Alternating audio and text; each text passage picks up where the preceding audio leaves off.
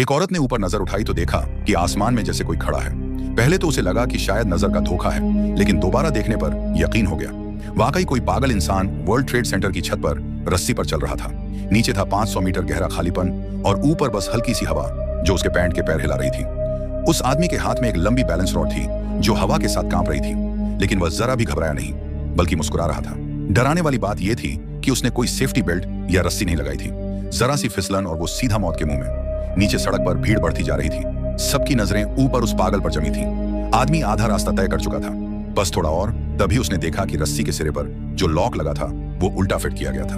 अगर उसने पैर रखा तो मिनटों में उसका खेल खत्म। वो कुछ देर वहीं खड़ा सोचता रहा, फिर दांत भींच कर आगे बढ़ गया। दायां पैर संभाल कर रखा, फिर झुकते हुए धीरे धीरे बायां पैर आगे गया। जब वो सुरक्षित पार कर गया तो उसका चेहरा ढीला पड़ा, जैसे सारा तनाव उतर गया हो। लेकिन अगले ही पल उसने सोचा, ये तो बहुत आसान था। फिर उसने बड़े बड़े कदमों में चलना शुरू कर दिया, सीधे साउथ टावर की तरफ।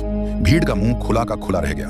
वो रस्सी पर ऐसे चल रहा था जैसे जमीन पर हो। आधे रास्ते में उसे फिर कुछ और रोमांचक करने का ख्याल आया।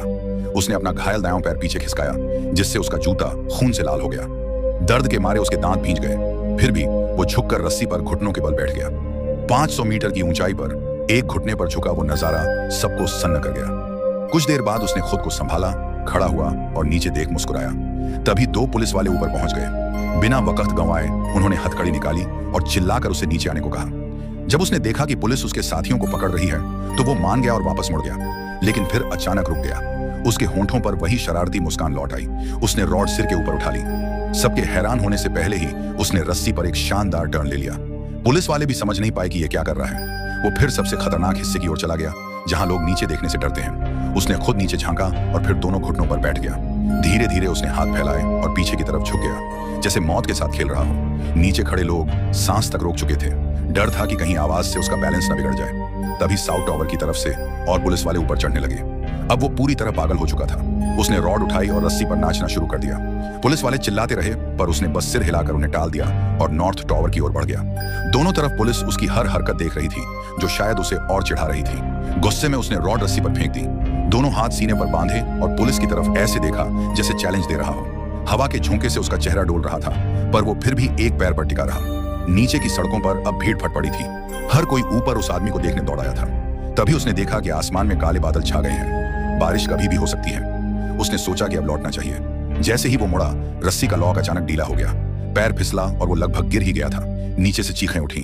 तभी एक हेलीकॉप्टर वहां पहुंच गया और माइक से उसे जल्दी नीचे आने को कहा। ठंडी हवा चल रही थी। उसका घायल पैर सुन्न पड़ चुका था। खून अब भी रिस रहा था। अगर और देर हुई तो जान भी जा सकती थी। वो दांत भींचकर धीरे धीरे रस्सी पर पीछे हटने लगा।